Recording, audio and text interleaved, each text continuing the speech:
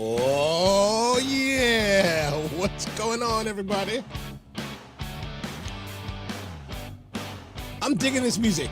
I'm digging it. I'm digging it really hard. I don't know why, but this music isn't really anything like super special. It came with the mixer that I bought, this thing called the Rodecaster Pro, and it's just kind of hip. I guess it's designed for podcasting, so I've been using it, and it's kind of cool. I probably should look for something that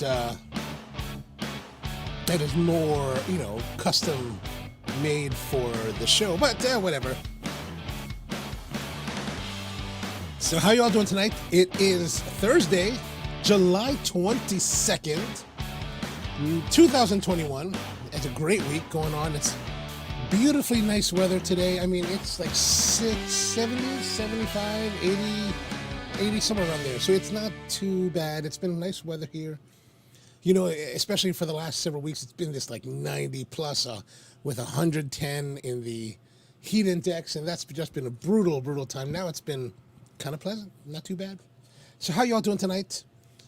What are you guys doing? Where are you smoking at? Where are you hanging out? Drop.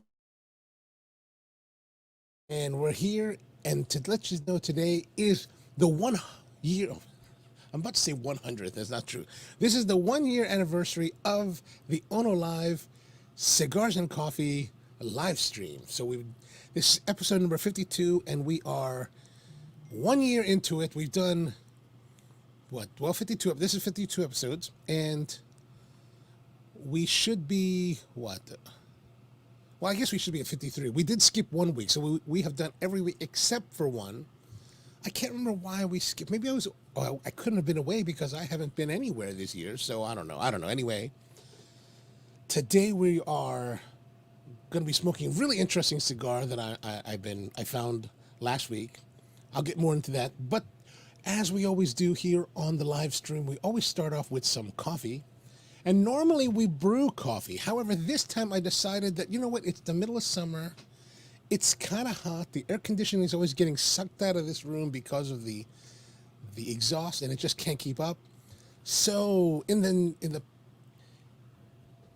name of the heat, I thought we'd try something different. So about 2 years ago, my last trip to Tokyo, May of 2019. And whenever I'm in Tokyo, I'm always trying to visit as many coffee places that I can that I find interesting. And I tend not to visit the places that are like my own. Like in the coffee world, we have this thing that's called third wave, and there's this whole, as third wave has evolved over the last 15 years, there's a completely whole like playbook, right? So everything is done a certain way.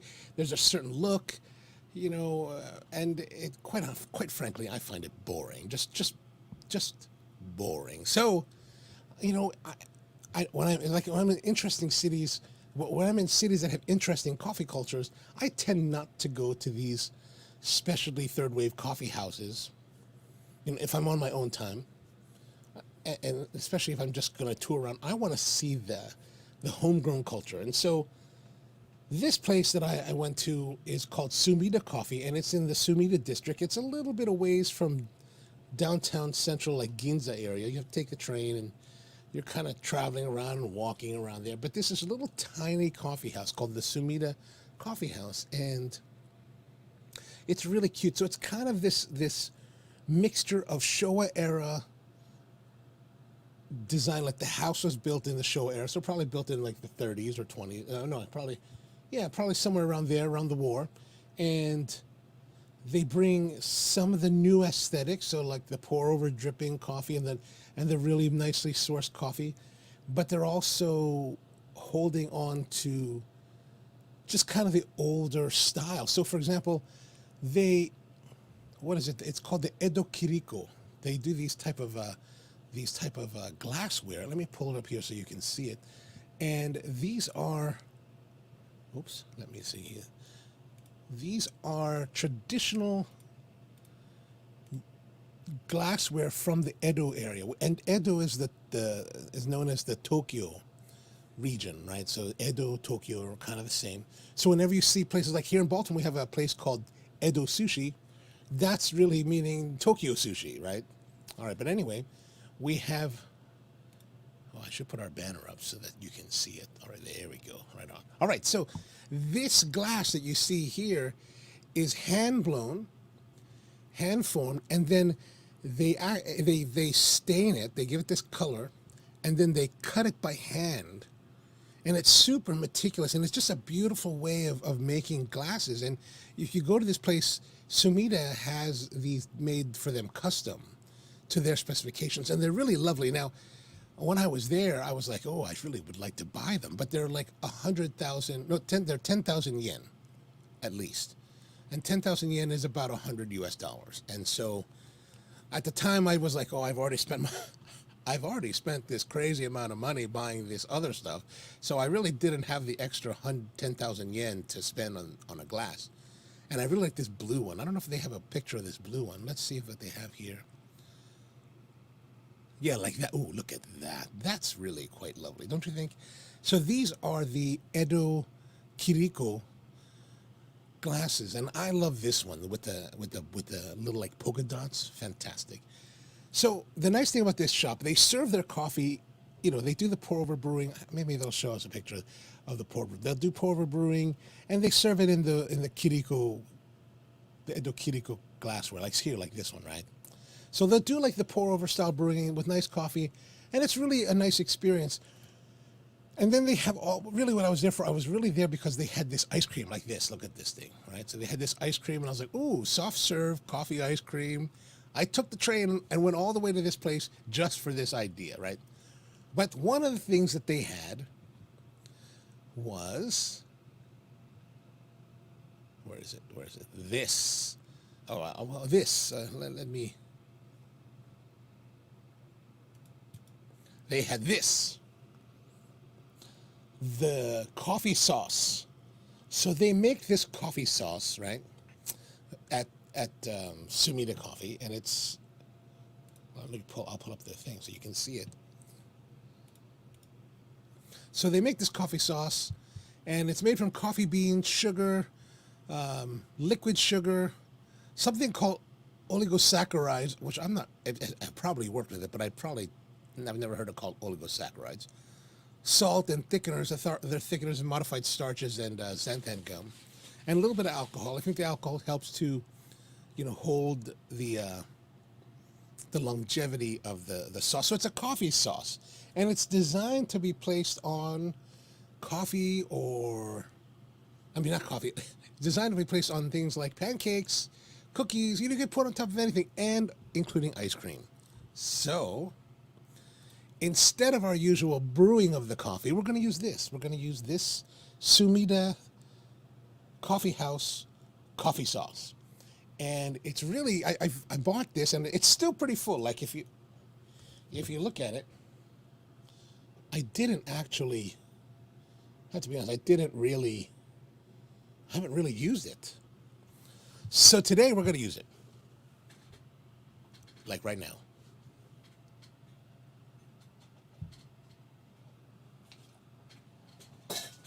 All right. So what I have here, now let me get our setup for brewing.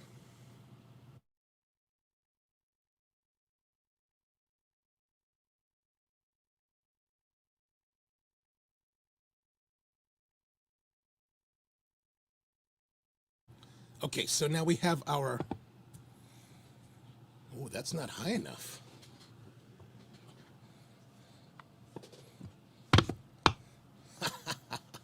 It's just, as you can tell, it's just a world of Roma craft boxes. Okay, so here we have our ice cream. So for this tasting, I thought that we would use vanilla because I like vanilla. Actually, usually when I'm tasting ice creams, I always order vanilla because to me it's the cleanest of the flavors. So you really get to taste the quality of the ingredients, and then also the purity of the vanilla that they're using. Now this one's not terribly special. This is $4.50 at the grocery store for a pint, and this is Ben and Jerry's. Ben and Jerry's vanilla bean. Actually, I was really surprised that they had the vanilla at Ben and Jerry's, because usually when you go to the grocery store they have like Chubby Hubby, Chunky Monkey. Whatever else they have. They always have flavors, these concoctions, rather than the simple ones. And I kind of like the simple ones. Inting says, happy first year. Thank you, Inting. Good to see you. Thanks for tuning in. So what are you smoking there, Inting, up in there in Jersey?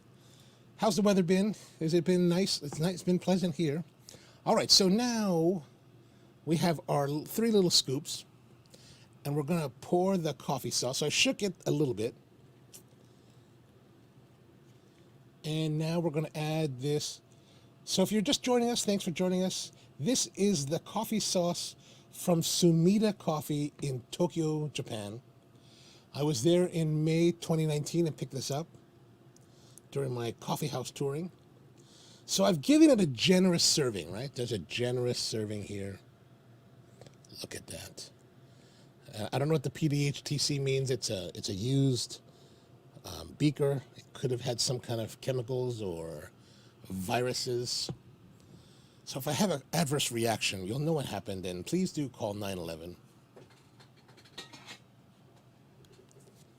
Okay, so now for the tasting. I'm sure that in the ice cream world, there's a very specific way and like serious way of critically tasting ice cream. I don't know what that is.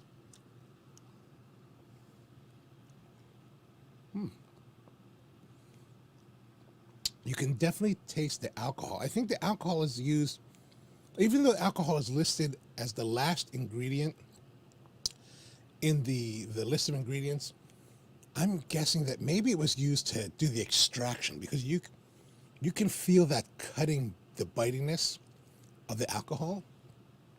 And then there's a really nice, heavy, distinct coffee character. It's a general coffee, more like maybe chocolatiness in coffee.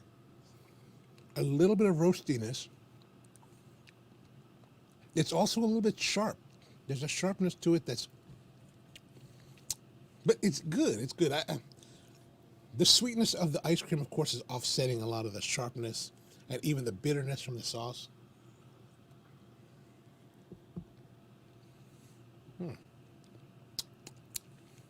Oh, all right. All right. That's good. That's good. Now, I don't know if you guys have done this, but like I haven't. Normally we get into when we're drinking the coffee, we normally get into a cigar, but I have found that drinking ice or eating ice cream, or in my case, Oreo milkshakes, while smoking cigars does not go for a nice experience. The fats and the dairy kind of occlude the flavors, and the sweetness of the sugars and the flavorings give this kind of really nasty experience to cigars. Oh, look at that. There's Rusty. Hey, Rusty. Aloha from Pahala. Aloha to you there. Aloha no. Good to see you, Rusty. How are things in the islands? I saw you were getting something to eat just yesterday. Some local foods. Man, I was actually looking at this recipe, trying to find a recipe. Here's something that I haven't found. I was looking for recipes yesterday for Zippy's fried chicken. And so for those of you who are watching that are not familiar with Zippy's, Zippy's is kind of like the Denny's of Hawaii. Well, the Denny's of Oahu, right? Because until the last year, I think I heard there's a Zippy's now in Hilo. And I think maybe there's one in Maui. But for generations and decades, Zippy's was only available on Oahu in Honolulu. And it's all over the place. And they sell, it's wildly popular. And yeah, I was just in the mood for the fried chicken. So I was looking at it. But I couldn't, surprisingly, even on YouTube, there's really no solid recipe for Zippy's fried chicken. Can you believe that? So Rusty, since you're out there, maybe you could do some research and for me and ask around and say, hey man, what's the recipe for the Zippy's fried chicken? And Rusty also says, happy anniversary. Thank you, Rusty. Thank you very much. Thank you guys all for watching. It's been a good year. Man, that's sweet. Maybe I did 3 scoops. I probably should have only done 2. Whatever.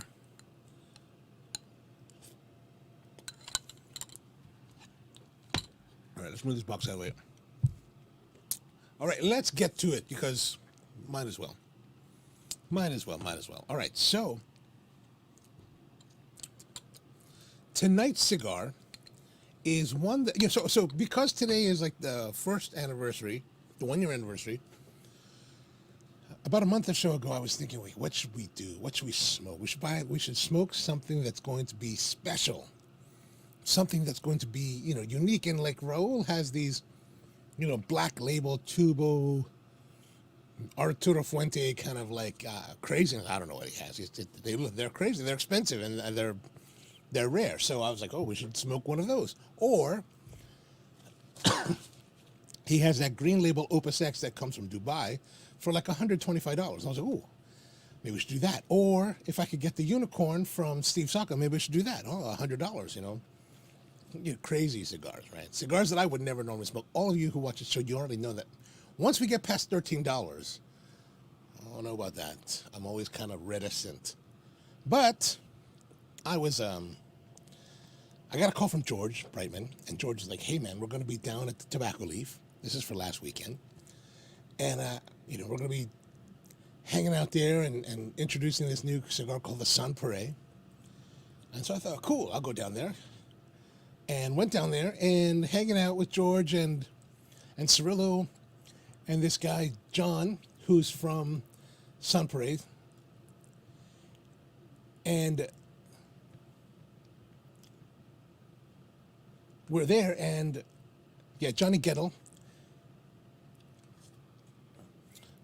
And so we're hanging out, and so Johnny is partners with this guy named Aaron Said. I think that's how I pronounce it, Saide, Said. And Aaron and Johnny are originally from a place called Chatham Cigar in Michigan. I'm not familiar with Chatham. And so the story of this cigar, okay, is that Aaron and Johnny are really like obsessed with creating the perfect cigar. And perhaps obsessed is kind of like too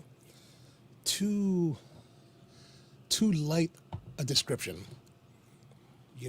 Maybe psychosis about it, psychotic about it, meaning that, so the story that I've heard so far, and someone will correct me on this, because we're going to ask George to come join us before we actually start to smoke a cigar. But I wanted to share my thoughts with all of you before we started. And I didn't read anything about this cigar since I decided to use this cigar on Friday until now, because I don't want to have any kind of, I don't want to be influenced in the way that I perceive the cigar for tonight. So, but the story evidently is that Aaron goes down to the Dominican Republic. He's like obsessed with making his own cigar, but he's super like hardcore. Like in his mind, he has this idea that he wants to find the best cigar maker that's going to make him the cigars that he wants with the tobacco that he wants to, whatever tobacco he wants to use. And as a test, he goes to each of these cigar manufacturers and says, I'd like you to make me a 14-inch Lancero with no larger than a 40 ring gauge. And from what I've been told, everyone's kind of like, well, this guy's crazy. We're not going to talk to you or whatever. Get out of here, right? So this guy, Aaron, is renting a car, driving around the island. Maybe he's trying to decide, maybe I should go to Haiti and check out there and talk, but he's just driving around looking for cigar manufacturers. Like, I can't imagine what that's like. Like, it's something that I would do, like get into a car, fly down somewhere, and just drive around, like knocking on people's doors. Hey, can you make me some cigars? And get out,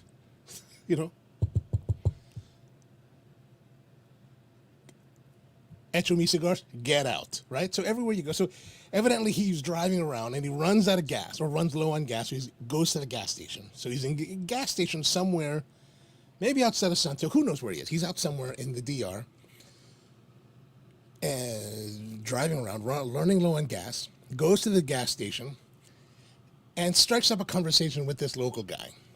And he's telling him, yeah, you know, I'm trying to find this cigar maker to make me a cigar. I want it to be 14 inches by 40. 14 inches, that's like this. And I don't know exactly what happened, and someone's going to tell us, I guess. But my understanding is that a few weeks later, they must have exchanged information. A few weeks later, he gets a call. Hey, I got a sample for you. And the guy that he ran into at the gas station was Hochi Blanco, who just happened to be getting gas himself. So here you are.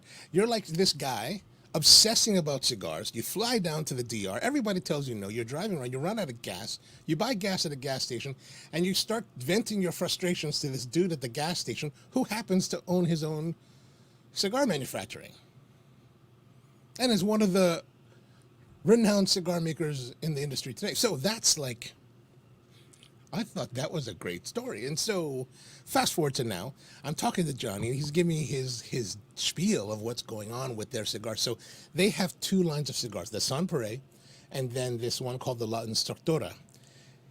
And the Sans Pareil is what their ultimate expression of cigars is about, right?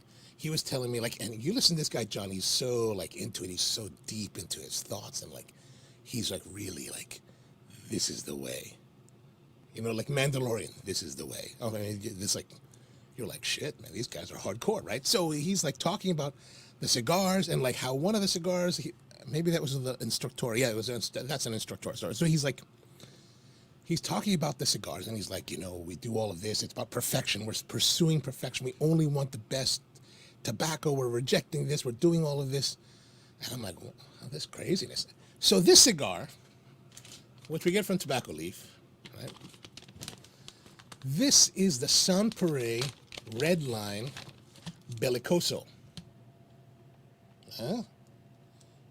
Comes cello wrapped. This cigar is $45. $45. Can you believe that? $45.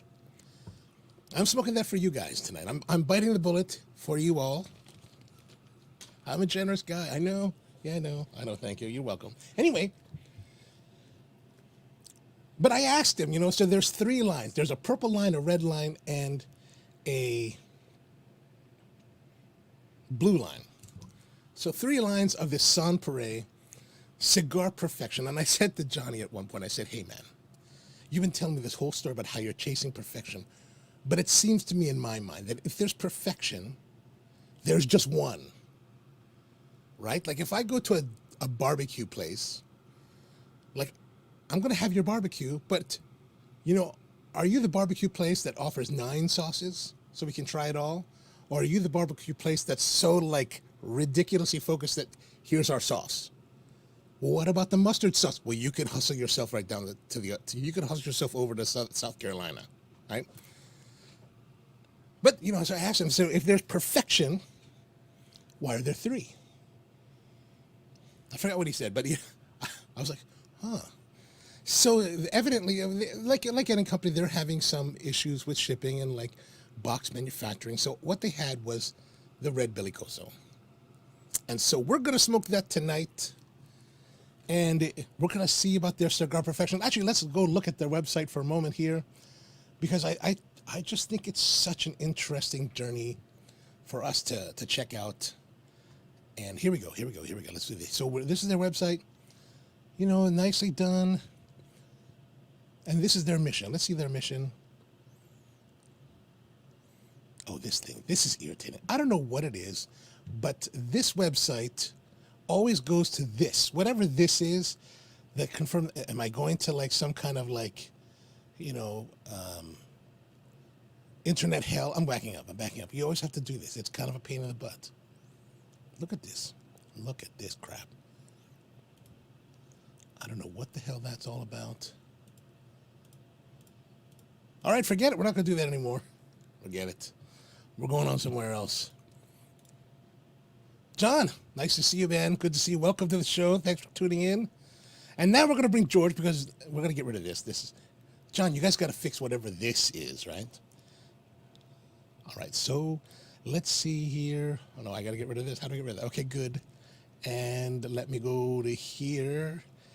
And we're going to bring George in. George, are you with us? Can you hear me now? Hey, What's going on, my man? How are you? how are you? Sorry, I was experiencing technical difficulties. I had to use my phone. My tablet refused to connect with, it's the old story of fighting tech. I couldn't make my earbuds hook up, and I needed the strongest possible Wi-Fi connection since I'm out here on my cigar balcony. I'm ready to join you. Oh, There's my excellent, cigar, excellent. right? Yes, So perfect. I've been dying to light up, but I was waiting on you. So by the Ah, way, you were hey Inting, how are you doing? You were doing a great job of the introduction, good. being no really telling the story well, but also being kind to Aaron, because the truth is that Aaron is a crazy man. I really respect the guy, but he's totally crazy. The objective that he set out to accomplish is so out of the realm of normal, that I'm sure most people who were thinking about something like this were saying, listen, this guy needs better meds, man. He's got to have, you know, he's got a therapist can solve this problem and stuff. But he was like single-minded and focused. And the thing is, only a cigar maker, not only as confident, but as what's the right word? Not daredevil, but to take on the assignment of producing this cigar, you got to have, well, you got to have brass balls, right? And Yes, the thing yes. is that Hochi did it without, there was no, it's not like they made any kind of agreement at the gas station. Or anything like that. He actually went to the trouble of having molds made to make this prototype cigar for which is a request from Mars. It's like, oh yeah, I want a foot and a half long Lancero, Yes, and yes. most, first of all, the tobacco to do it is extraordinary. Nobody has a mold, a form for that, and then you got to have the rollers in order to do it. So the fact that he did that, and then of course Aaron goes, well, I'll have to check these out. I don't know if they're up to my speed or not. Brilliant. It's just great. These two. So, but Hochi, man, Hochi won him over. He did the most incredible job. I have to tell you, the guy's he's a wizard. But anyway, the thing is that they offer these cigars, and I know I heard you at the top. I had you on background while I was trying to figure out, the dinosaur here was like, oh, why isn't this working? I used to use a dial telephone. How come it doesn't work the same way? But anyway, the thing is, I heard you, laughing about the idea of a $40 cigar. And I have to remind you that, I've been through this in my career many times. People thought we were insane in the 80s when we offered the original Zino Mouton Cadet, which was a nearly a $4 cigar at the time when the average comparable sized cigar from Honduras sold for under a dollar, 85 cents. And then when we launched the Davidoff white label in 1990, people were like, what? You can't be serious. And then we went through all this stuff with, okay, if you're going to be a retailer for this, you have to make this commitment. So, and then fast forward to, 2003, I guess, when, I had gone back by that. I'd gone to Cigar Aficionado and gone through all this stuff. But then back with Zino to launch the Zino Platinum. And the Zino Platinum, the Chubby Especial, which by looking at size or length, the Chubby was $35, Oh, right? And okay, people right, were right. like, "You're out of your minds." Nobody, who are these people in there? Because it was called Zeno, it was Zeno Platinum, and people weren't making the connection to Zeno Davidoff, and we were wildly disrespected. And in the beginning, people were like, "No way, get out of here," But and then all of a sudden, they're like, "Oh, wait a minute," because the tobacco, the cigar making, the whole experience won them over. And I have to tell you that. When I stumbled across these cigars, and it was completely by accident and without knowing that Hochi was involved. Hochi's my Okay. friend. I love the guy to death. But when I first was introduced to these completely by random, almost as random as Aaron meeting Hochi at a gas station outside Santiago, And the guy told me the story. I was like, okay, But the thing is, I wanted to hate him. I was like, no way, they're bullshit. Whatever. And I started to smoke the cigar, and I'm like, wow, what the hell is this? And it again, I mean, you and I are eventually, when I shut up, I guess we're going to light these up and try smoking. But the thing is that it was quite a while. I had already embraced the idea of these cigars before I learned that Hochi was making them, and then I was, well, no wonder they're able to at least take a shot at creating something this unique and distinctive. And I think you'll recall the first time that I talked to you about these, well before last week at the soft launch at Tobacco Leaf, I said, you can walk in the humidor of the best stocked cigar place that which obviously for us and for many, many people around here in our hood is Tobacco Leaf. He's got Yes, absolutely. Rahul's got he's got a cabinet of wonders. It's fantastic. The humidor is a real pleasure. But anyway, you can go in there and spend the entire day sniffing and tasting and going through. You cannot find a cigar with this flavor. It is completely unique and distinct. And in this day and age, with everything that's out there and how much people know, that's quite an accomplishment. So anyway, like I said, I'm going to shut up and All right, let's light these up. let's light it up. Let's light it up. I'm sorry, I don't have any coffee sauce to. That's all right. That's all right. We'll try to get that rectified for you. All right. So, is there a recommended cut? Well, every time you're looking at a bellicoso, the thing that you want to do is not take off too much because you don't want to lose the shoulder. In other words, you don't want to lose the taper, but not cut so little that you've got this tiny thing that's just being a concentrate for bitter oils and heat on your tongue. So, well, here, let's see. Can you actually see? Oh yeah, I can see that. There, Okay. right? So we'll So there. it's maybe even a little bit lower, a tiny bit lower, right? There you go. Using your Zycar multi-tool. The Zycar multi-tool. Absolutely the best thing ever. So, wonderful.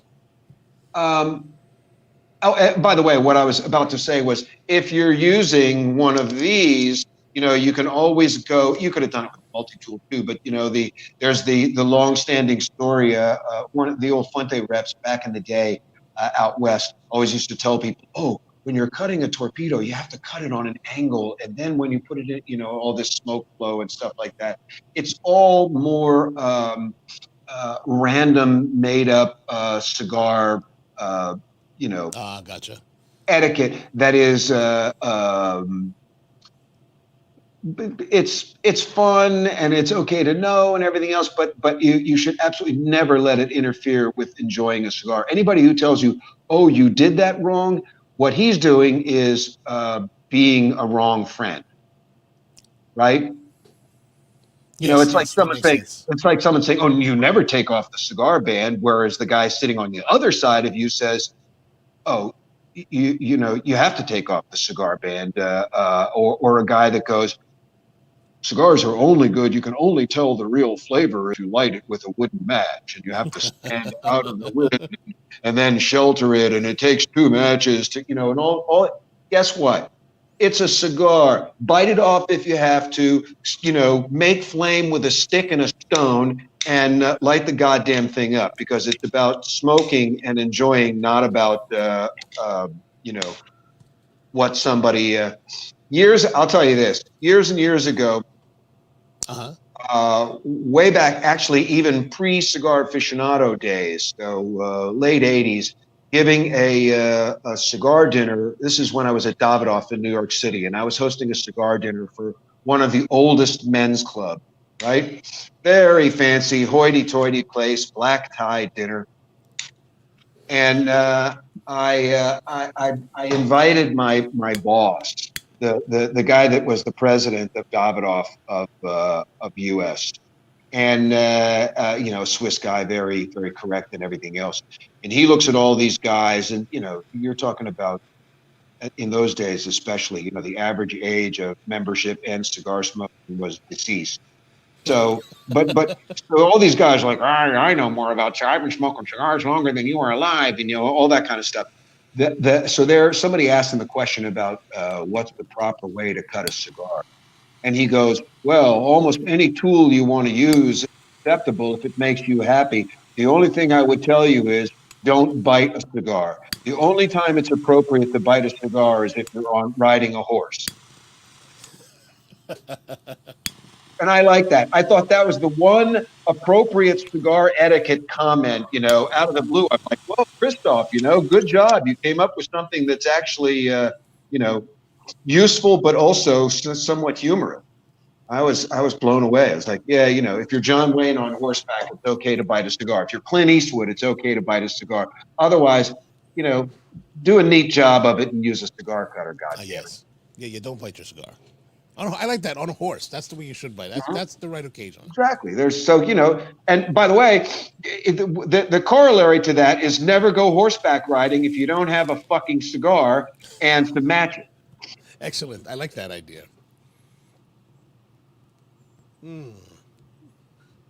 Well, the draw is starting off really well. Smooth, good smoke. There's an interesting flavor to it that, so I did smoke one of the Instructoras last weekend. Right. And the nice thing about that, it really had very unique flavors that it wasn't readily. Can't put your finger on it. Yeah. You can't put your finger on it. This is similar in that respect. But so far, initially, it's a bit more mellow in strength and impact. I like to think of these cigars as extremely well-mannered. They are not, they're the opposite of sort of the modern trend, which is, I'm big and bold, and I have all these flavors, and it jumps up on you and gets on your taste radar right away. These are I think elegant, and they're I hope we're going to find out that they're complex.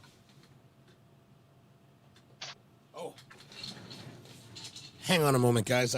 Sure. I have some invaders. Well, just some people here. Let me just see what they need. George, tell them a little bit more about that for a moment. Right, exactly. Vamp. So, one thing I want to say to all of you, and hopefully Jay will echo this when he repels the invaders and settles back into the turret in his castle. This is a cigar which is made with an Ecuador Corojo wrapper and a couple of different varieties of Dominican filler. So if you just look at the description, which is the way a lot of people enter, like evaluating a cigar. If you just look at the description, you think of the components and you go, okay, I'm going to recognize this, or I'm going to know it. It's going to be familiar to me because you're talking about components that all kinds of cigar makers use, in not just in the Dominican Republic, but in Nicaragua, in Honduras, wherever. And yet, the result of this is this beautiful, mellow, deep flavor that has real rewards if you just let it come to you. In other words, don't be like, what's going on? And Inting asked, what's the blend? As I said, it's an Ecuador Corojo. Right, so Corojo seed grown in Ecuador under their constant cloud cover, and then these different Dominican tobaccos that Hochi grows, and that he he's so sophisticated in terms of how he's keeping track of all these different tobaccos and farms, the Vegas that he's managing, not just what he's growing, but so these are some very complex Dominican filler tobaccos, but again, like I said, it's the skill is in the fermentation, the aging, and then the blending, so that we get something that again, I can't emphasize this enough. you can't go, you don't light this up and go, oh, I recognize that flavor. I know what's going on here, or I've had something like that before. Instead, you're sitting there going, okay, this is interesting. I don't know this, and all you want to do is keep it going. That's to me that's worth a lot. Yeah, yeah, it's really. I'm trying to think of how best to describe this. It's really a very different. Like that's the only way. That's the only real way that I can describe it. Is Yeah, that it's very different than. I think it has. There's a central quality to it, which is almost minerally, but it's also just a little bit, tannic, the way a fat California wine might be, but not in the negative sense. A lot of times when people Yeah, say tannic when they're describing wine, they're talking about the grip of young wines that are, sort of modern international yeast that are designed to be superfruit forward and alcohol bombs to cover up. But that's not what this is. There's a combination of leather, that sort of what I like to call the business end of the barnyard, So it's hay and horse shit and sweaty leather. There are a lot of people who might go, "Oh, that sounds gross," but actually, that's the greatest thing in the world. Back in the day, I always used to say, if you open up a box of cigars, a brand new box of cigars, you crack it open and it smells like horse shit, you're in for a great cigar. If it smells really perfumey, give it away. Share that with somebody else. Go to like your lightweight friends that are like poker weddings, golf cigar smokers, and go, oh, here, this is really mild. You'll love this. yeah. If I look here at this The review from, blend, well, if I look at the review from Half Wheel that half they wheel, put out yeah. from this guy, one of their guys, Brian Burt. Actually, it's from 2017. Hmm. I didn't realize So they'd been out that long. But he yeah, talks about how this cigar has, where is it? Where is it? Oh, sweet spice, espresso nuts, cocoa, earth. But you know what? I don't really get like typically when they're talking about descriptions, you can kind of discern them pretty readily. right. But if it's really espresso nuts and cocoa, I don't. It's not discernible in the way that you typically expect from Well, let me ask you this. tobacco. Just not to knock that at all, because remember, it's all subjective. Those are things that he felt he identified maybe under the circumstances. But let me ask you this: what was the last cigar you smoked that gave you espresso, nuts, and cocoa as the dominant flavor notes? Oh, that's a good question. Lately, it's been a lot of brightness than the cigars that I've tried. Well, that's good to me. I mean, I'm all in for cigars that are maybe lower on the power register, but deeper in terms of complexity Hmm. and a more interesting smoke. In other words, I want cigars with a story arc. I want a beginning, a middle, and an end. I don't mind if they start out floral and maybe a little bit creamy and subtle, and build their power as they go gently, as opposed to punching me in the chest and smacking me across the face and going, "We're smoking now, and I'm a really important cigar." I don't give a shit about that. I don't need that. I'm not interested in somebody proving that their cigar has depth and richness and power and blah blah blah. Cigar smoking doesn't need to be a macho exercise. You can really fall in love with subtle, floral, fragrant, unusual. And by the way, having a barnyardy quality doesn't mean that they're overpowering, because that's something that also develops with maturity. In other words, if you were to crack open a young or a too young blend like that, um, prematurely, let's say, Hmm. what you would get is very green notes and maybe even some ammonia, right? You wouldn't necessarily. It's only when the tobacco has been properly fermented and rested, and then combined, and the finished product rested, which is what's missing from many blends that you can buy today. It's only then that that mystical sort of funk develops, which is the thing that often presages a cigar that you go, oh my God, how soon can I smoke another one of these? Right? I mean, that's Yeah, what it's yeah. about. So there's maturity. There's maturity times three is the way I think of it. It's the maturity and experience level of the cigar maker. It's the maturity of the raw materials, the tobacco that themselves they've been fermented properly and then rested. And then finally, there's the maturity of the finished product, which has to sit for a while. And you know only too well that there are plenty of cigars out there that essentially um, have terrific promise, but smoke terrible out of the box. Where you just go, Oh, yes, I don't yes, know what happened there, but it's not right. yes, yes, definitely, definitely. But so with this cigar though, with the Sunpre, like when we talk about the aging of the cigar itself, how do you know how long these are aged for, or how old the tobaccos are? Well, the tobaccos are probably, my guess is that the tobaccos are 4 to 5 years old. Um, but again, there's a range because it's about what Hochi's doing to put together this flavor profile that Aaron is seeking. In other words, this is not, let's be very clear about one thing. This is a cigar that Hochi makes exclusively for Aaron and Johnny, his partner. No, let's not leave Johnny out of this at all. To their standards, to their tastes. So it is markedly different in many ways to Hochi's more recognizable cigars like the La Galera line that you and I have talked about and shared and smoked together enjoyably so many times. So Yeah, these are uh, very different than La Galeras. Very, very different. absolutely, they are different. They have there's a different personality, and they have a different mission. I believe. I think that's the way to look at it. Is that they're shooting for something entirely different.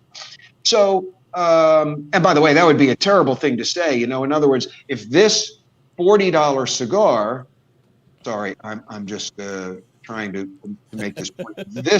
If this $40 cigar had similar characteristics and recognizable flavor components with a La Galera, which is a $7, $8, or $9 cigar, then people would have to be like, what's up here? Me no likey.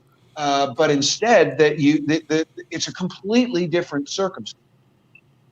Yes, yes, very different. I mean, I'm actually now that I'm into this part of the cigar. You mentioned tannic. I'm starting to get that tannic. It's a light, that dryness of the tannins. That's kind of pleasant, actually.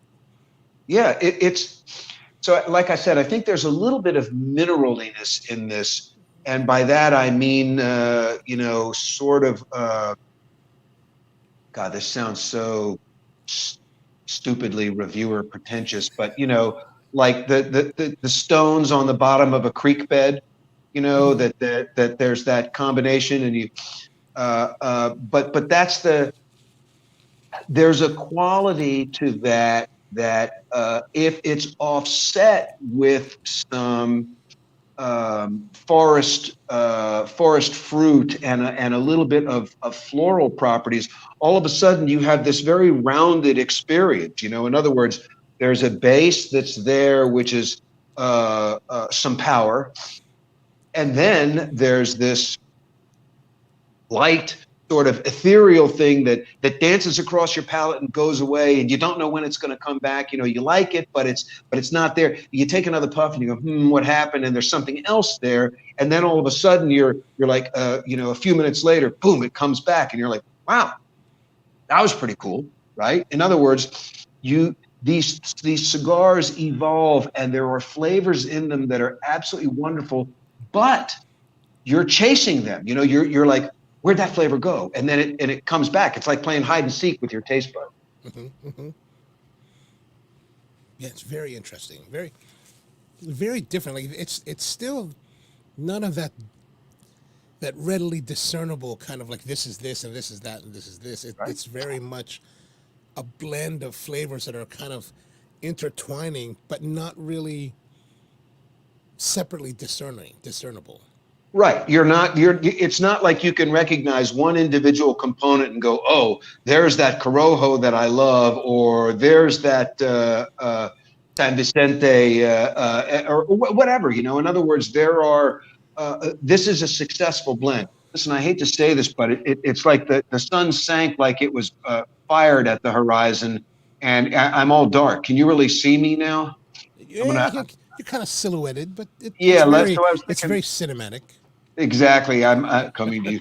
I'm actually the witness, in the program, and I can't.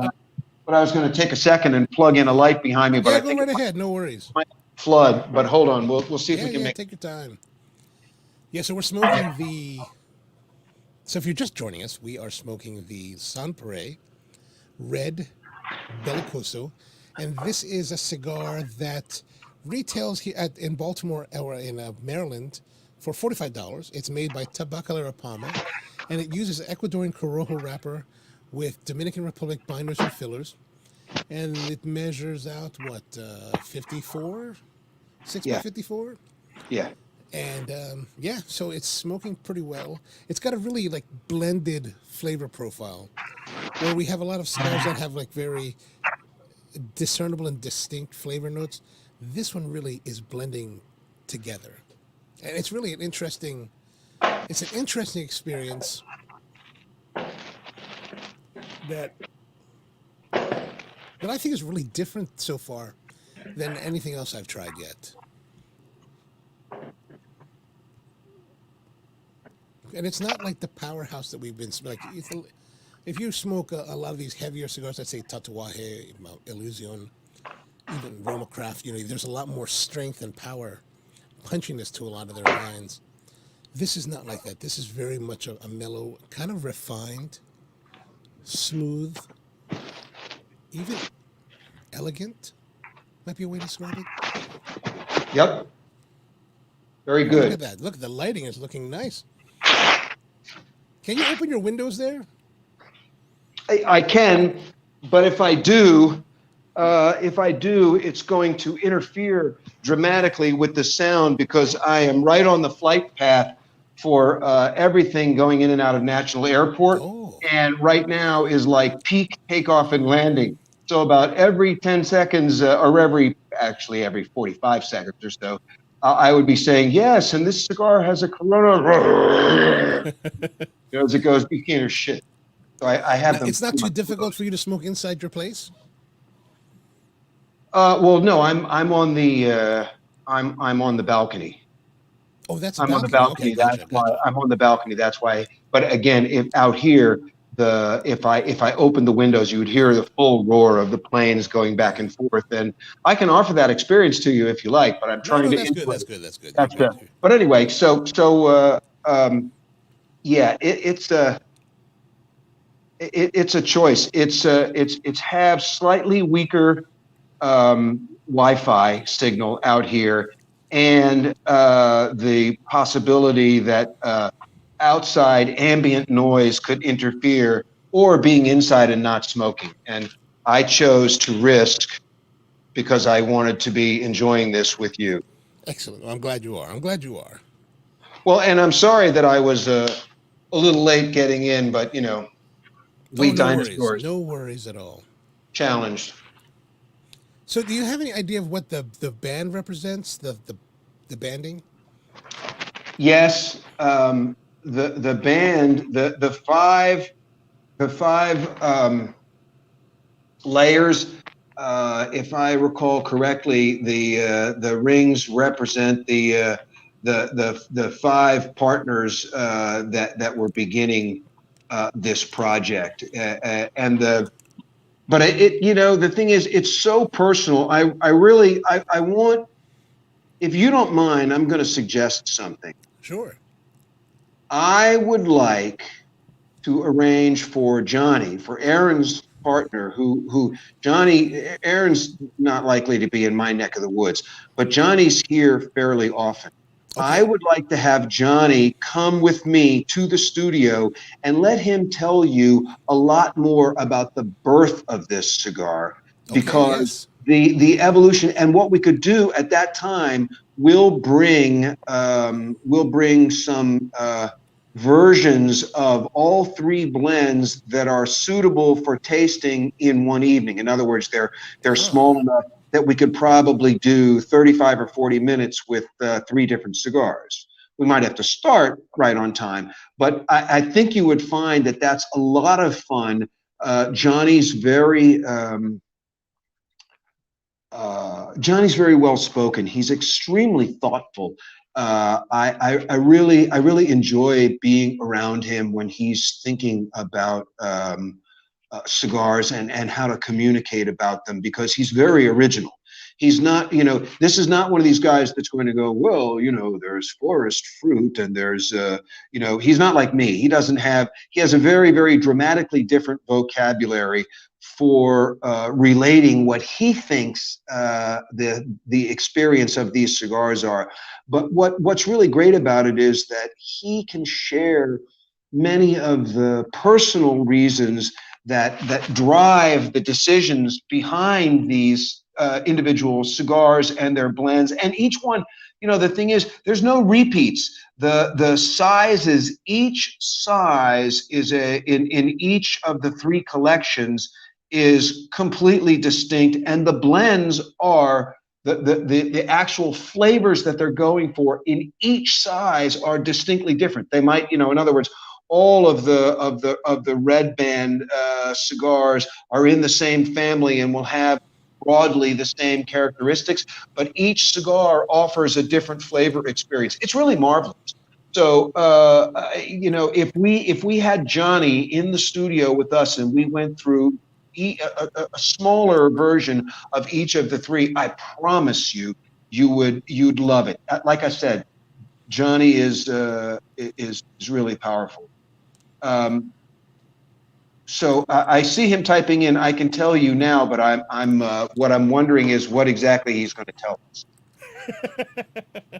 Unlock the secrets. He can tell us. I mean, the thing is that, like I said, he's extremely thoughtful and very, very carefully considered what he shares with people about these. Because I'll tell you one other thing about Johnny that I really like. Okay. He's not a guy as a brand ambassador. He's not a guy that's telling you, here's what's going to happen or here's what you're going to get. He doesn't do that. Instead he shares some thoughts about his own personal reactions to it, without trying to steer you or guide you. It's just and he's also very, very good at being able to say, I've been told by other people who have shared this with me that, and that it's very gentlemanly and very gracious. In other words, he gives everybody room for their own reactions, and that I applaud, because they're the posture of saying, well, first of all, it's a hard job to lead somebody through a tasting when you've started out by saying, our goal, we only have one standard, we want to make perfect cigars, and we only have one person that we believe can achieve that. You've already sort of set this thing where the reaction from so many consumers is, oh yeah, prove it, And the marvelous thing is that, because that's natural in a way. But the marvelous thing is that so many times when this is, the circumstance, the cigar comes through and delivers. I mean, can you see the color of my ash and the burn rate? It's just, they're well-mannered cigars. You're a little ahead of me, I think. Yes, I'm a little bit on the fast smoking trail. So now you're getting into sort of that power middle, where there's this deepening, these richer properties that come forward again without chasing away some of the lighter. Like the other thing, I don't know whether I haven't said anything about this before, but boy, the retro on this cigar is lovely. Oh, is it? What's the best way to get the retro? That's the part I've had struggles with. You mean, how do you do it? Yes. It's like half swallowing, not inhaling, but half swallowing, and exhaling through your nostrils at the same time. And so remember, um, if you if you don't retro at least some of the time that you're smoking a cigar, I think you're missing a lot of the key qualities of the tobacco. One of the ways to make that obvious is that if you retro a cigar and it feels like a garden rake dragging through your sinuses, then you know that maybe the tobacco wasn't really ready to be used, right? But if instead you get this gentle powdery thing which goes, it tickles your taste buds in a way, and you go, oh, where the hell did that come from? That's the mark of great tobacco and great cigar making. I'm getting a little bit, but yeah, it's really just a matter of, so you take a mouthful of smoke and you more or less close, your mouth and just blow through your nose. And that's the only way that you're getting that the smoke is exiting. And again, it's once you do it, it's sort of mechanical. It's like, have you ever tried to teach somebody who's a non-smoker how actually to smoke a cigar, or somebody who's a cigarette smoker and they approach a cigar in a particular way, and they're like, because they can't. To them, they're either stoners or cigarette smokers, and as far as they're concerned, there's only one way. You got to use your lungs, and that's not what that doesn't have anything to do with how you register the flavors of cigar tobacco. yes, but I'm not trying to teach anyone how to do that though. But you know how to share that. In other words, with a cigar rookie, a green pea, it's really easy. Okay, You take a glass of water and you put a straw in it and say, take a sip through that straw. And once they've done that, they go, okay, now do exactly the same thing with the cigar in your mouth. Good point. I like that. It works. All of a sudden people go, oh, okay, I never did that before. It's like, oh, you never drank through a straw? But anyway, it does work. It really is. It makes it easy for people to get the mechanics of the thing. I feel like I'm talking to you like Max Headroom, like, like.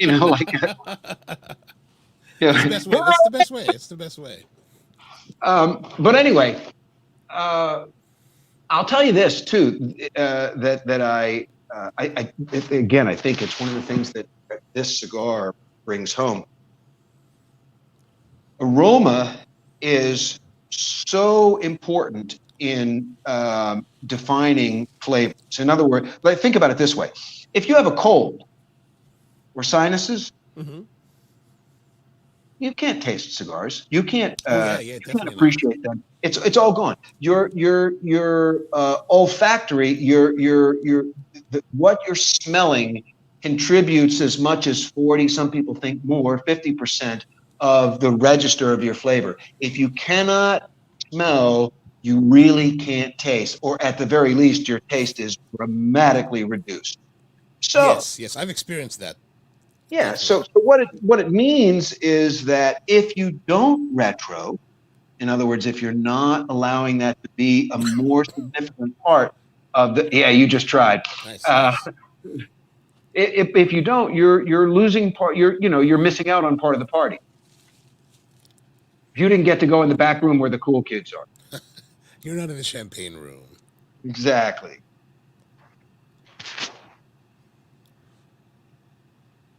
Yes, you're having the tasting menu at Per Se, but you didn't have the wines. You didn't have the wines. Oh, what a mistake. How could you do that?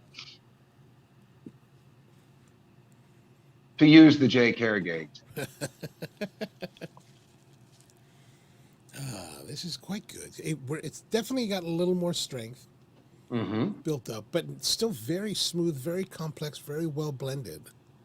Yeah, and it's what I think is interesting is that as you go through the cigar, different spice notes come forward and they register in dramatically different parts of your palate. right? In other words, you get, people say all the time baking spices, and I'm like, well, listen, I bake a lot, but I don't know what baking spices mean. I can talk about individual things, like cinnamon and Allspice, cumin and coriander and cloves. allspice and yeah, exactly. But baking spices, the problem with baking spices is, okay, so what does that mean? To a lot of people, that means nutmeg and cinnamon. Uh, but it doesn't, it's a cop out. I think it doesn't address the actual component flavors. And I like the idea that we're good enough to be able to identify certain things. And by the way, I want to make this clear to you and to all the people that are dialed in the Ono Coffee universe. It doesn't matter Universe. whether you can, yeah, the Ono universe. I, it doesn't matter whether you can describe flavors, whether you can smoke something and go, "Ooh, that was, dark roast Brazilian Robusta bean with, single origin cacao that's 85% and all that bull. None of that's important. The question is, does the cigar present flavors and notes that you enjoy, that spark your interest and make you not only want to keep smoking, but to be sure that you're not missing anything. Right, right. The interesting thing figures that this what you're saying reminds me of it, or it makes me think of is that this cigar is one where, like we said, is the flavor notes, the components flavors are not readily discernible. It's something that, as someone that tastes, for a living, man, this is something you really have to dig. Like you've really, if you're really trying to discern the flavors out of it It's a accurately, there's a melange. lot It's a to like. melange. Yeah, It's you really have designed to to dig deep. It's deep. but it's designed to defy that in a way. In other words, the whole point is the way that it's made with the mature tobaccos and with the cigars having been rested. The idea is you are supposed to enjoy the entire experience and not be, trying to go, well, there's my favorite wrapper, it has this and this and this, because no, the whole idea is harmony. It's all the elements in balance and what they're doing. By the way, for a heavy, heavy, heavy duty band, the way these are, don't you love how easy they come off and they don't do any damage to the cigar? How many times have you been wrestling a band? You're sitting there and you're going, okay, I want to put this in my humidor notes notebook, but I have to fight This it in many order to get it off. this many Right. times. Exactly. And you're fighting each one, and then just when you think you've got it licked, it goes eek, and it tears the wrapper on the cigar. You're like, fuck. Or in the case of Roma, you're trying to pull it off and burning your fingers. You're like, oh, burning my Mhm. fingers. Yes, because you have to snatch the cigar near the flaming end and drag it over the business end, not over the put it in your mouth point. Yes, yes. That's Nope. that's Skip punishing his follower. He's like, okay, are you Roma Craft guys really in or not? Because if you are, then you know that you got to have finger calluses. That's really the true meaning of manbacco in their world, in the Roma world. You're burning Mm-hmm. your fingers off. But no, I think that it's very pleasant. It's a really great experience because it's that melange that you're talking about. That Yeah. it's not so easy to like pick out the flavors. You're just kind of like, I'm hesitant to say it in this way, but because I don't mean to turn off other people to it, but it's really something that I think advanced cigar smokers really will respond well to. Yeah, let it come to you, and you sit there and smoke it and go, wow, what was that? And then you go, it went away, and there's something new there, and then you're waiting. Oh wow, Tony says Skip want you to earn it, right? But so when you do that, when you're enjoying a cigar like this, then all of a sudden you go, man, I really like that, and that personality, that portion of the cigar is gone, and there's something else there, and it sneaks back up on you, 10 minutes later, and you go, boom, there it is again. I love that. I just I think um, that's the magic of truly classic blending. Yeah, yeah. But something like this. Oh, here's something from John. The best way to retrohale, as I understand it, to fill your mouth with smoke, let your cheeks fill up.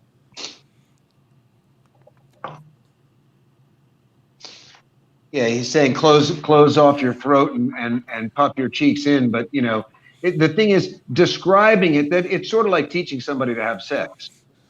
Yeah, yeah, yeah. Talk about it all you want, but the way to learn is by doing. To you, right? Well, the hard part for me is to open the trachea to let come through that way. Well, but that's why you close your throat at the back. In other words, you're using your muscles back here to shut so that it can only go through. That's why he's saying pull your cheeks in. Yeah, yeah. No, but I'm saying like I'm so well conditioned to keep that tight that it's Yeah. hard to like over. It takes a. I got a little bit early, a couple times, which is an interesting experience. But it's to so do it regularly, it's a little bit difficult. it's so powdery. Now there are a lot of times when there's like if you're in a really mild blend and very light tobaccos, the retro is it's soft and it's not at all spiky, but it also doesn't give you a whole lot more about the experience. But with great cigars with these complex tobacco combinations, you get this. There's something really wonderful happening, and you sit there, wow, where the hell did that come from? It's great. I mean, the complexity is really really deep and like By the really way, I interesting. think this is the point in the show where we are supposed to go to people.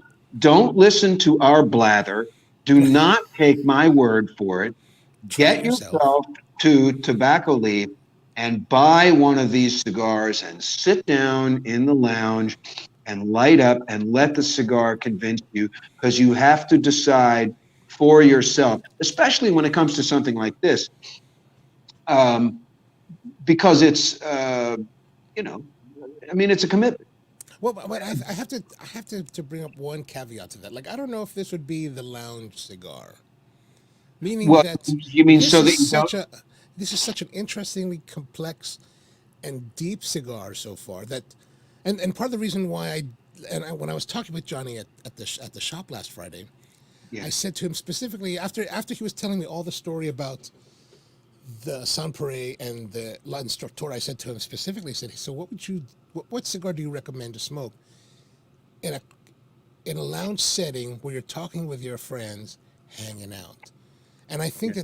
that this is the kind of cigar that I'd specifically thought then that we should bring it here because it's really a cigar that I think requires that really I don't disagree. deserves I your don't disagree. attention. Yeah, well, 1,000%. But I don't. Here's my point that I immediately occurred to me when you said this. You have the opportunity, being closer and probably a more frequent flyer than me. But I have a tendency to show up at Rahul's at off hours during the day.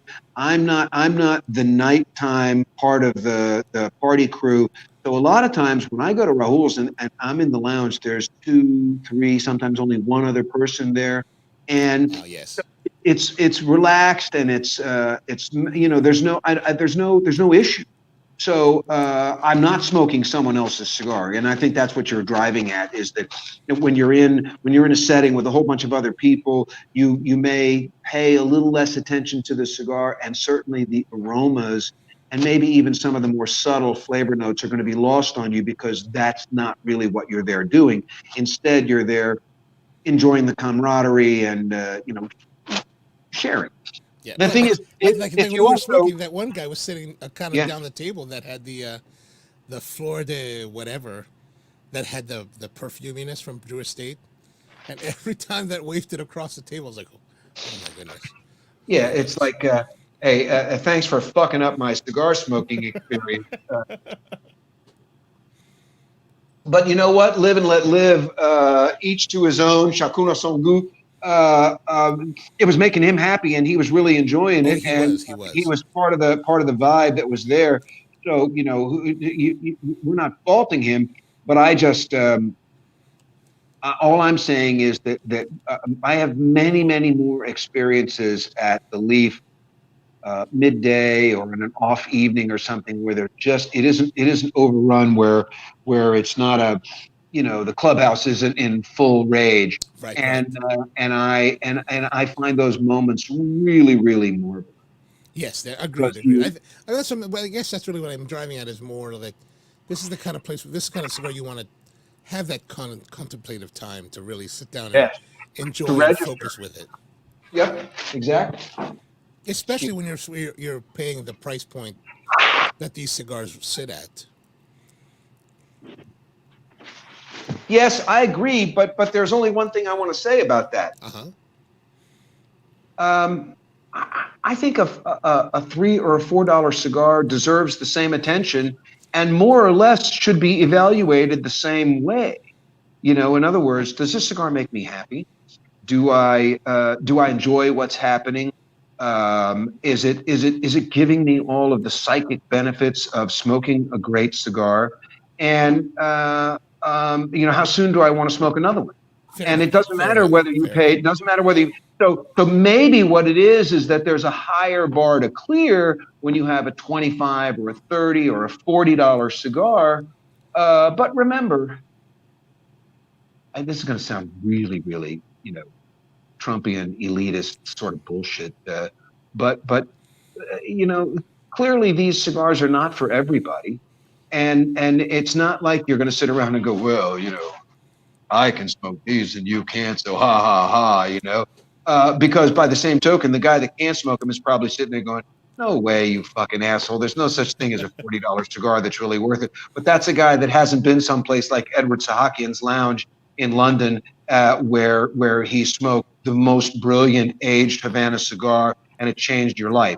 It's a paradigm shift in what is possible in a cigar, and you go, I will gladly pay another 40. And in those cases, maybe, it's 40 pounds. So it's really 60 or $65, and you go, fuck, man, excuse me. Gosh darn, that was the greatest cigar experience I've had any time recently. How soon can I do it again? And as long as Yes. your wife Yes. isn't with you, you're fine. Yes. Well, but I also think that like when you're with your point about the price point, like I also think that this kind of thing, if you're gonna do it regularly, you're gonna be of someone of a different level of means.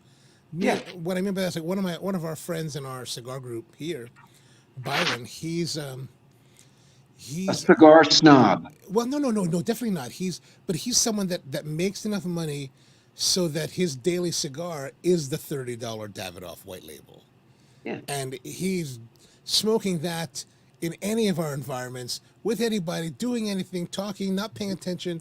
So I think that when you're someone that when $40 is like, oh, that's quite a bit, I think then you want to have a little more time to focus on it. But if your means are that's not terribly a lot for you, Well, then but so and now taking that as a point of view, then what you want to do is say to yourself, all right, so does this cigar belong in the Davidoff chef's creation category? Is this like Fuente Fuente Opus X, you Forbidden mean X, this one?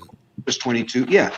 In other words, does this cigar live? Because listen, there are a handful of cigars that exist in this ultra premium category, um, with varying pedigrees. In other words, who makes them and why, and what tobacco do they use? And the more people tell me, oh, we have this secret ingredient, this tobacco that's grown on our farm, and only we can raise it, and no one else knows what it is, and all that stuff.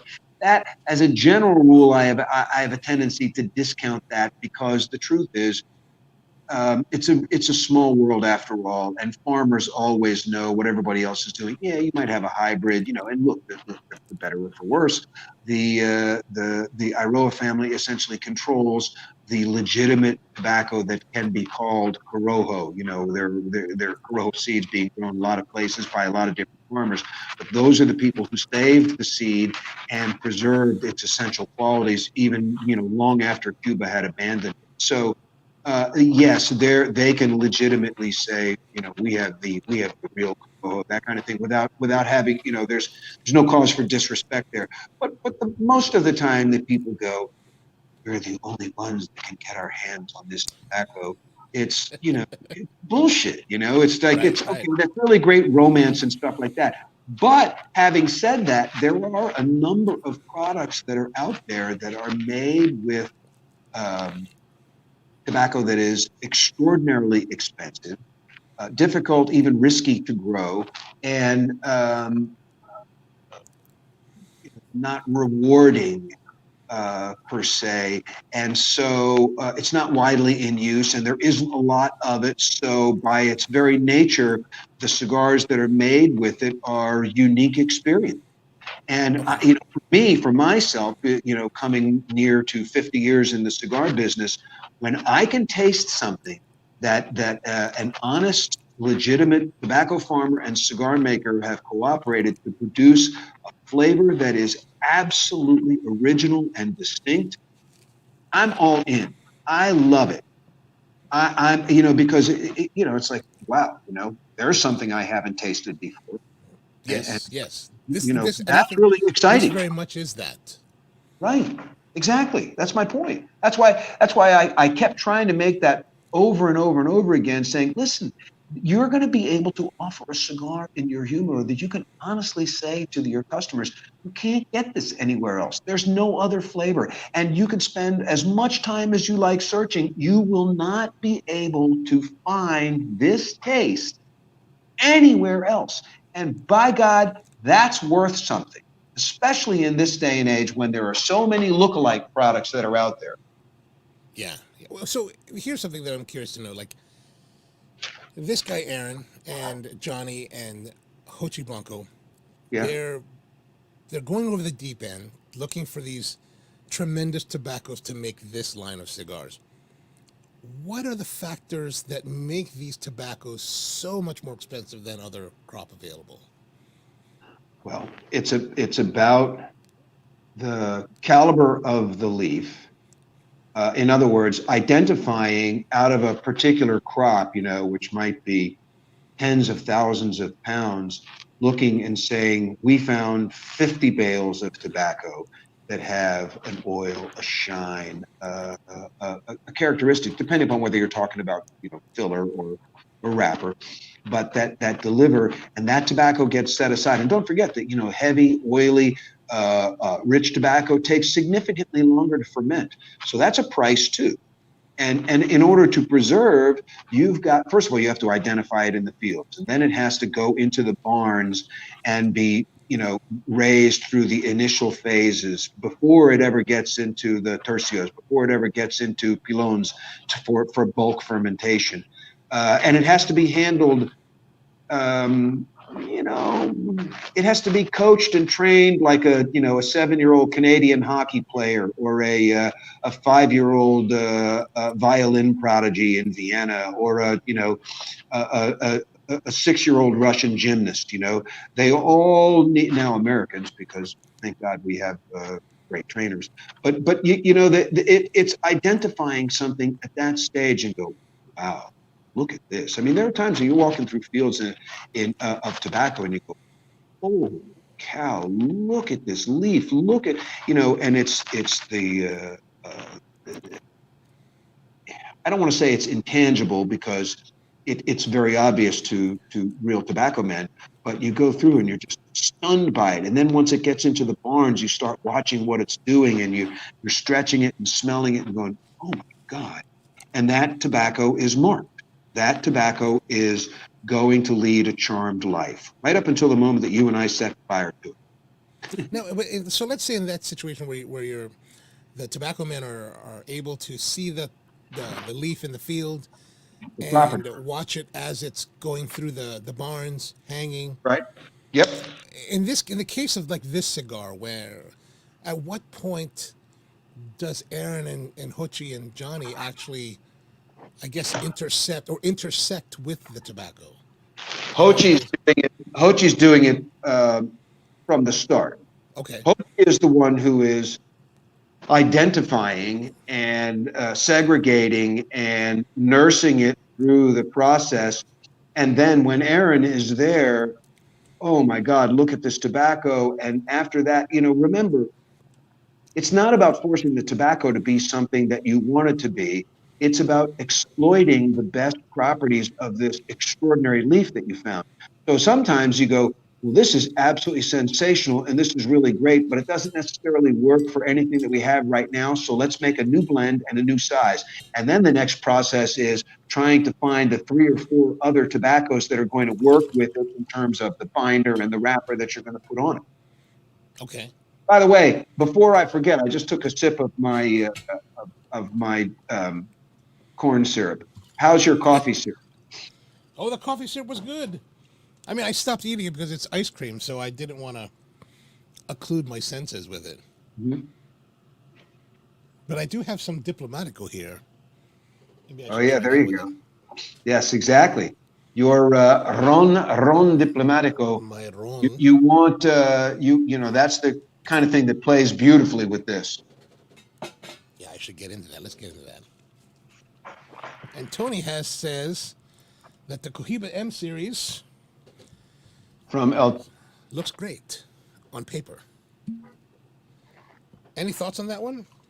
Well, look, if you're buying an American Cohiba, you're gonna. There's a certain.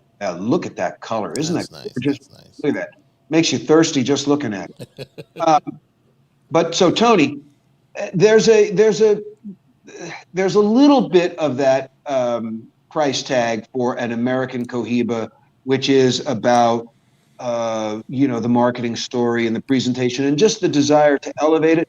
But I got to tell you, any cigar from Titan de Bronze, which is made in the numbers that they do for the Cohiba M series, that cigar deserves to be taken seriously.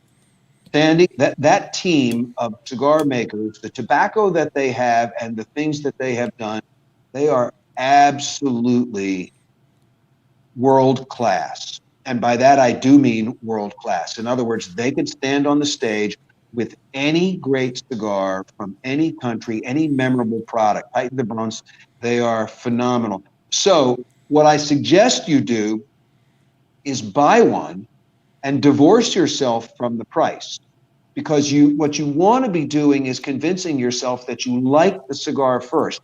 Unfortunately, for a lot of people, when a cigar is more than, whatever their comfort range is, 7, 10, 14, whatever it is, up and up, if it's outside those boundaries, they have a tendency to be like, well, man, this cigar better, buy me lunch before I light it up, that kind of thing. And that's, I don't know that that's productive. I don't know that it's easy to dismiss. In other words, there are times when you go, oh, holy shit. Now, that's not, look, if you buy a cigar for $75 in a casino, that's your fault, right? And if you're in some strange place, where for some reason you don't have cigars with you and you're sitting there with your friends or whatever, and you want to have a cigar, and the guy goes, yeah, that'll be $35 when you're looking at the menu, and you realize that you could buy it for $12 at your local cigar store. Well, you're paying the price for them having that inventory and providing it to you in the course of the rest of the ambiance that they're giving you. But when you walk in a cigar store and a cigar has a price tag like that, I understand it giving you pause, but at the same time, you have to use a little bit of your own knowledge. And Tony, you've already got it. You've already said, man, this is a cigar made by Titan de Bronze. And by the way, let's not forget one thing. Sean Williams, the guy who is the quarterback for all things Cohiba for General, for STG, Sean has a great palate. And he's this is a guy that was doing his own thing before General hijacked him and hoodwinked him into being the face of Cohiba. He deserves respect. If Sean tells you this is a good cigar, you should try it. It's a good cigar, and you should try it. Now, if it be to your taste, you might go, Or, and by the way, there's nothing wrong with saying, I love that cigar, but it's a little rich for my blood. I can't do it. Well, that's okay. Right? Because that's what it's all about.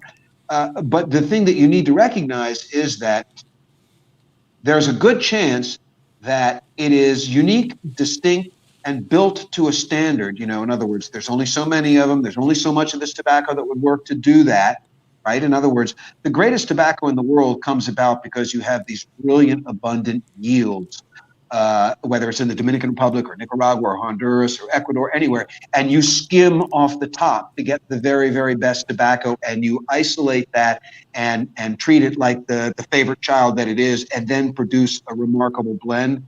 All of those things add up to a higher than normal price tag.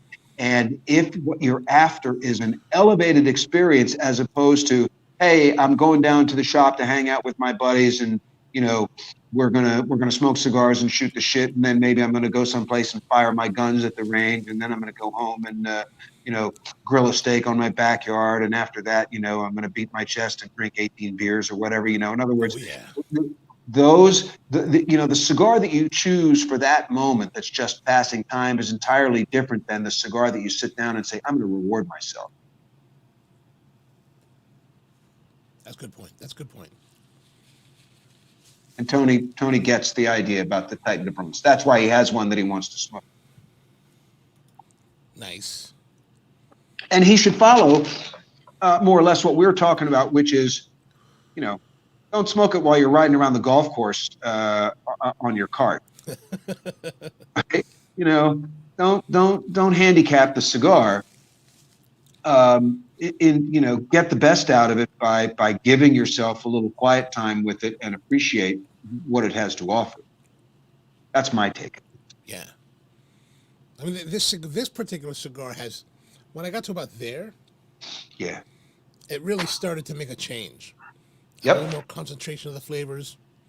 Yeah, a little bolder, dynamic, a little more bolder, a little more of that earthy leatheriness. Yeah, yeah. Right? For sure. Grab you and say, oh yeah, we're partying now. I'm talking too much, so I'm not even. No. That's great. That's great. That's great. Yeah, if you're just joining us, we're smoking this Sans Pareil Red Bellicoso from Sans Pareil. And we reiterate, don't listen to us.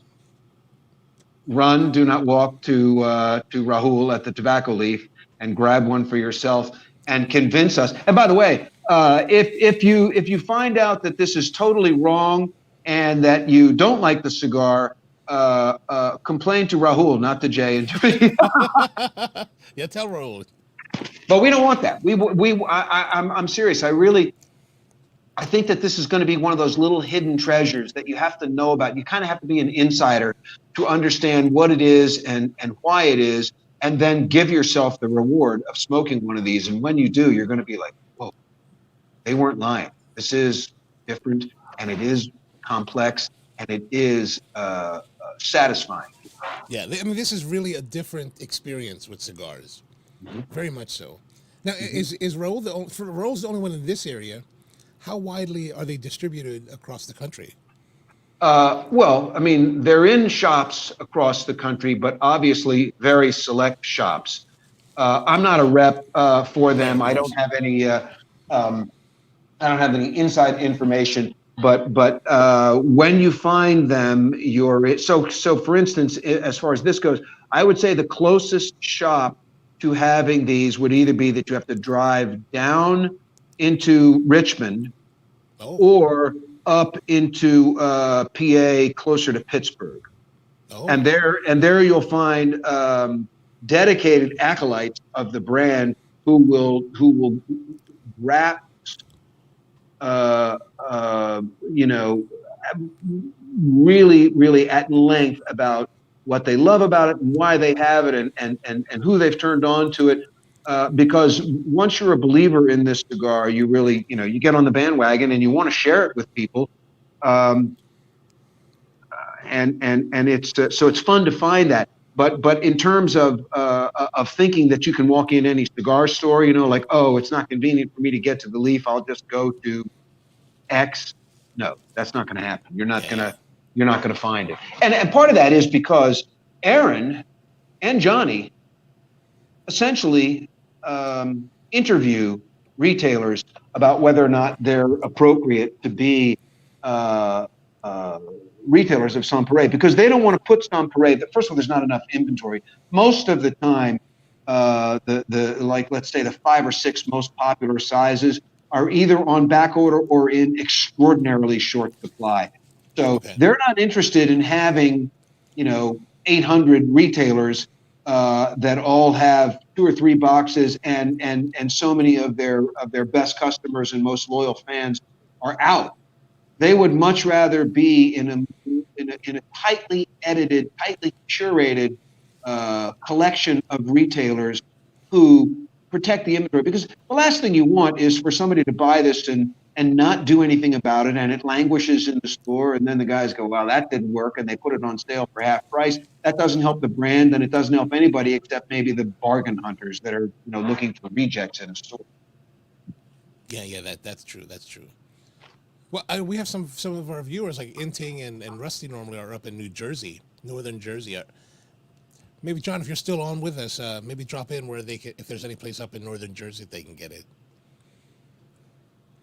Or if Yeah, not, then you can always call Raul at Tobacco Leaf, and yeah, they can. He'll send you anywhere. He'll send it They to can they anywhere. can reach out exactly. They can reach out to Rahul and he can I'm sure that Rahul wouldn't mind putting together a cool little tasting kit of the things that he selected from this because he bought great shapes and he bought both La Instructora and Sampere. So that's great. But I'll tell you this in Jersey there's a fantastic shop called The Tobacconist of Ridgewood Hmm. by a great, great guy named Gary Colliser. He is Gary, and Gary is uh, he's a cigar editor.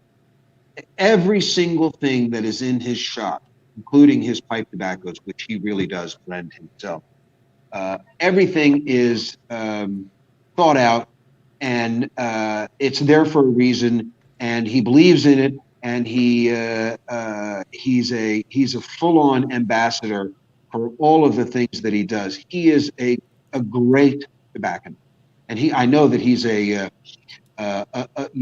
firm believer in Sampere and Latin Structor. So for those guys, Ridgewood is, and by the way, if they don't know that shop, they should go in and introduce themselves.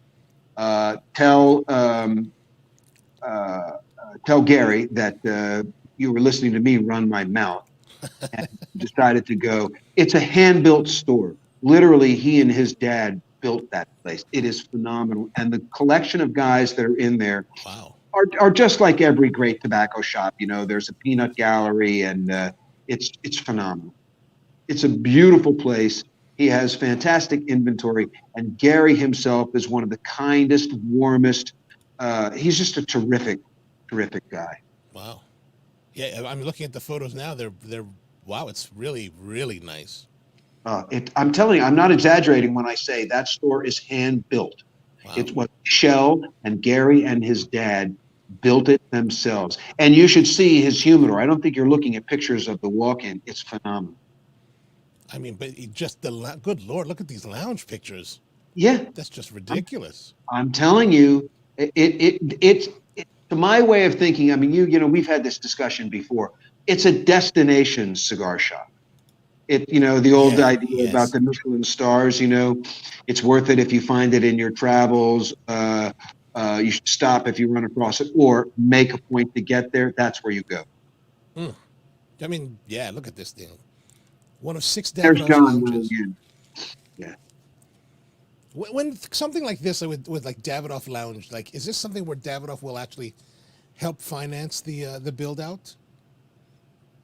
Do you know Yeah, offhand? there are certain things that they provide. But the interesting thing about Gary is that he has a vibe and a look in his place. Uh, Everything is to his taste, to his and his wife's standards. And if for instance, Davidoff develops some things. They develop fixtures and stuff like that, and they go, this is the display and the things that we want to show. Gary's like, I got it. I know how to do this. He has his own take, And it's not you don't walk in that shop and go, okay, I've been in a dozen shops like this. No. Instead, you No, stand there definitely and you not. turn around and you go, my God, look at this place. This is art. Yes, yes, yes. Trust me, it's worth the trip. No matter where you're coming from. I don't give a shit if you're listening to this in Colorado. You should get in your car and drive to the tobacco shop. Yeah, no doubt. I mean, look at this thing. It's ridiculous. But the thing is, you could have the coolest place in the world, and if the inventory is not properly cared for or the management are bad guys, you're going to go, what the fuck was that idiot George talking about? I trust you. I trust in me. If you go and meet Gary, you will say, that is a tobacconist. That is the definition of a tobacconist. He's great. I think Johnny wrote it. He actually said Gary's a legend. Yes, He's he just did say. He said he was one of Six Davidoff Loungers. Gary is a legend. Mhm. Yeah, yeah. And it's only 3 hours away. So not bad. Not bad at all. Right, exactly. If you start now, you could be there by the time they open and still have time to take a nap. Nice. Then have some White Castle for lunch and you're good to There go. you go. Excellent, excellent. Trust me, it's well worth it. It's just it's one of those places where you go and once you're there, you're like, wow, I wish this was in my backyard. I'd be here every day. Here, Tony says, I'd Yeah, break my Tony 2 hour says radius to go to that shop. he should. Tony, I promise you, you will not regret it. So so since you know a lot of people in the industry, this is of a very high caliber. This tobacco shop of Ridgewood. Mhm. What other shops come to mind that are at this level, that execute at this level? Um, well, that's a challenge. Let's do this. Let's exempt corporate facilities. So, Okay, yes. in other words, immediately I could say Corona Cigar and Jeff's operations because they're just phenomenal.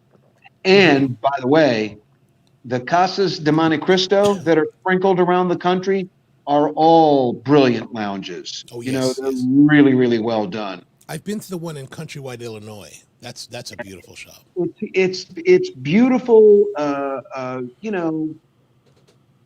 There might be some things that you want to say about the extent of the inventory, but they're great places. But so those are, just like in the old days, you had Club Macanudo in New York and places like that. So they're corporate. Mm-hmm. They're essentially subsidized. And in the beginning, all the Davidoff operations were like that. They were all company owned and they were built to this extraordinary standard. Now you have some really, really great operators that have built them. There are shops around the country in Arizona. And by the way, there's a really, really fantastic, unique shop in Chicago, which is no longer a great cigar market anymore because of the fucking smoking laws, but a legendary shop called Iwan Reese right on the Loop. And there are other good retailers in Chicago, including Jack Schwartz Importers, but it doesn't have a lounge. But you go in, there's a little private back room for Iwan Reese. It's a legacy cigar operation. So if you're ever anywhere in the Chicagoland area, you've got to go and see it and absorb some of the history and love it. And then you can, at night when Iwan Reese is closed, you take yourself to Biggs Mansion and party like a rock star. Nice. But bring your own cigars. There are, the thing is that here's the unfortunate aspect.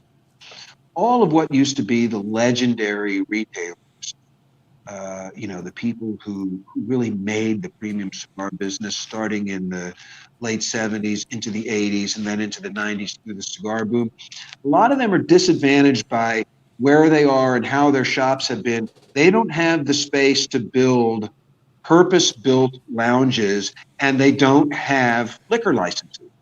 So it's hard to compare full-on cigar bars where you can, it's open at night and you can have a drink and everything else.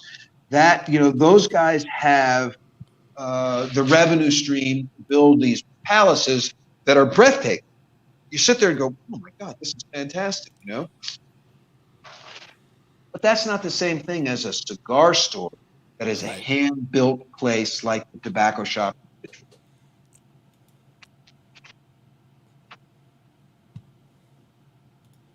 No, definitely, definitely.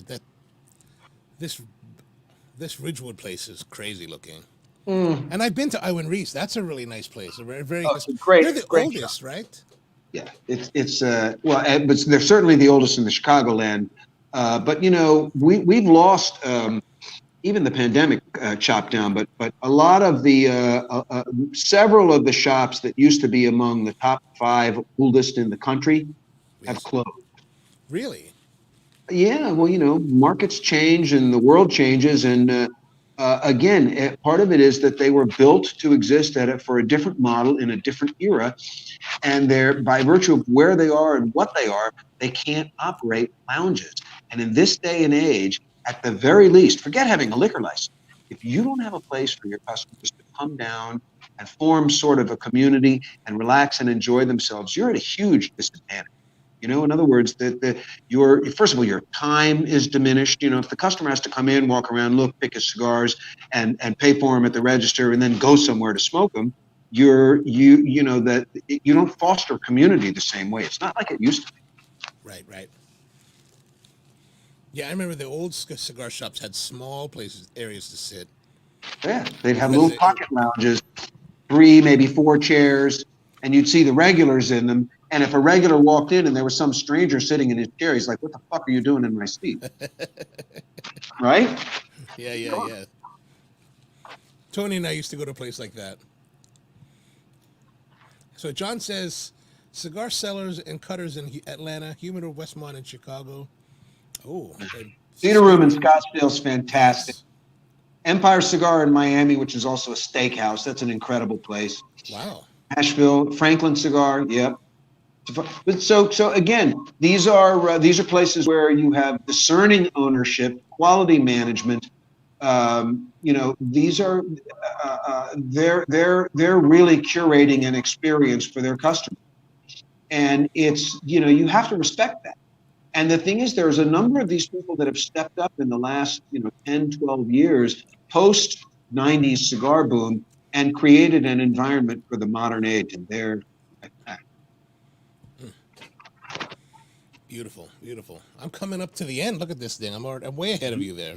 but look what you're doing.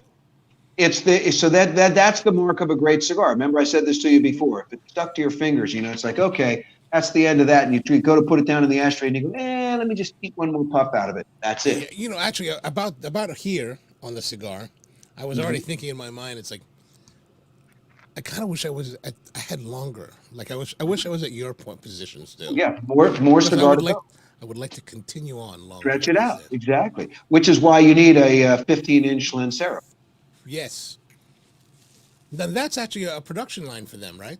Absolutely, although they're impossible to get your hands on, you know, because there's just the people who know that cigar want them. They want to buy them by the box. They look at, you know, a retailer that tries to open up a box and put them out for display, going, "What the fuck are you doing? You know, those are mine."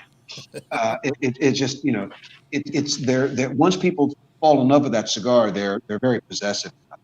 So here, it's one of the things I was going to say when you're talking about the idea of what are the other great retailers in the country. What you should do is have your, you know, your listener, your audience, propose, you know, like, okay, this is my destination. I'm going here or I'm going there. I'm going to Tennessee, or I'm going to, you know, like I have a friend who was going to go to Kentucky on a bourbon tasting thing recently. It's like, okay, here's how you do the cigars. You know, this is how we work this. But what we should do is say, all right, here's 2 or 3 road trips that you could take. From here, whether you're going north or south to the beach, whatever, you know, and we'll give them the cigar highlight. Oh yes, that's a good idea. Right. So in other words, this is Jay and George's GPS. Yes, I like that. I like that. And then we can get them to come on the show and report Right. from where they are. Exactly. Log in from where they are, and if nothing else, they owe us a slideshow. Right, right, exactly. Yeah. So if you're watching and you have like and you're going to travel, drop them in the comments. Let me know, or reach out to me through DM. If you're Ono going Coffee. mobile, make it known, and we'll put some pins in a map for you. Yes. But we expect feedback. Yes. Yes. Absolutely. But by the way, forget all of that. If you're thinking about a road trip and you're not going anywhere besides Ridgewood, New Jersey, you're making a mistake. You got to go visit. You got so what you do is hit Rahul's. You hit the tobacco leaf for your road cigar, right? Which have to be carefully chosen. You know the cigars that you're either getting rest stop cigars or you're getting car cigars, Oh man. right? And then you pick that for the length of your road trip, and then you go to Ridgewood. And I'm telling you, the first thing you're going to do is say, "This place is so great. Are there houses for sale around here?" Well, I do have at some point to go up to New Jersey to pick up some coffee. So I'm going to work a trip to Ridgewood in on that one. Oh yeah. Oh, dude. I'm telling you, you will never regret it. It's fantastic. Is that soon or later, Jay? It could be as soon as I want. Yeah, 'Cause I, there's actually a coffee that from a producer from Uganda that I met 2 years ago. uh-huh. Whose coffee I've been waiting to come into the country, and it's finally here. Oh, So cool. I'm just trying to figure out when to actually go up and get it. So he's an importer that brings in beans and roasts them himself, Well, no, or no. he sells The, raw beans. this is a guy that sells raw beans, and he's working with one of my friends who's the importer. Mm-hmm. And they finally brought his coffee, and they have a warehouse now. So in the coffee business, there's a big warehouse up in northern Jersey Uh-huh. called Continental Terminals that stores coffee, Right. and Various vendors. yeah, they have it. They have it now. And it's ready to go. So that's something I have to pick up. Well, that's cool. Well, so I would say I would volunteer to be your navigator on that trip if you're going to drive. All You right, know, sounds good. and I'll give us 2 or 3 stops along the way. Excellent, excellent. So speaking of which, when you're doing road trips yourself, what does George Brightman smoke on the road in the car as he's going place to place? Well, interestingly enough, God, this is a horrible thing to confess. It used to be exclusively Davidoff. Hmm. And I would choose Grand Crus and number twos because, in other words, I would not take. So let me make one thing clear. I'm not really a big fan of driving while I'm smoking Okay. because there's so many things that it's you're on a commute, on a long trip, yeah, there's certain ways that you can manage it, and you can do it. But the truth is that the way things are these days, you got to be paying attention. So you can't really give yourself over. So you can just have a regular cigar. But I would always choose. So let's put it this way: if I was going to pack right now for a road trip, I would want some Fuente Fuente Opus X, the Petite Lanceros, and maybe some Perfection number fives, right? Okay. A Davidoff Grand Cru, like a 3 or 5 maybe, the smaller sizes, the old Chateau sizes, Hmm. and some Petite Cazadores from Pete from Tatuaje. Oh, nice.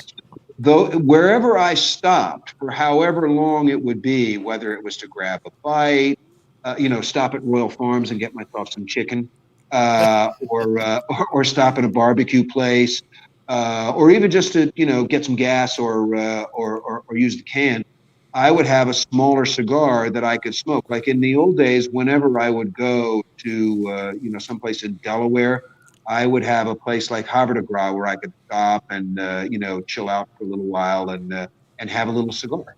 And that I find is much more satisfying than trying to smoke while you're driving, where provided that you're not going to fill up the car with cigar smoke. So you want it down so the window is maybe affecting the burn and this, the rake, and it gets a little hot, and plus you don't know whether you're going to drop a fucking ash in your lap and set yourself on fire or whatever. In other words, it's far easier to select break cigars that will make you really happy and satisfy you than it is to choose something fat and cheap that you can burn while you're rolling down the road. That's Good my point. Good point. strategy. Good point. All right, so I'm going to have to put this down now because I've really taken it all the way that I can. What are you, a Betty Ford customer? Well, I'm also getting like lots of Rehab is bits for now. quitters. You're burning your fingers, I'm so I spitting guess now. you're allowed. Yes, you're allowed. Spitters or quitters? Right, exactly. All right, that's. I'm going to put that down. Which brings us to the question that Rusty always wants to know: Uh-huh. would I buy it again? I would have to say, $45 is that like we talked about before, and I always talk about like the price cutoff for me. It's like always like $13. It's kind of like whoa. Even at $45, this is worth buying again.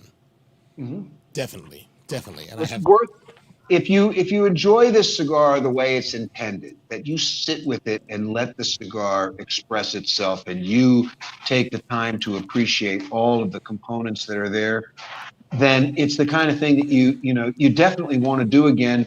It's you're not going to say to yourself, well, I can smoke one of these a day. Maybe if you're Jeff Bezos and you're lighting it up while you're in your Blue Origin cock rocket, and floating in space.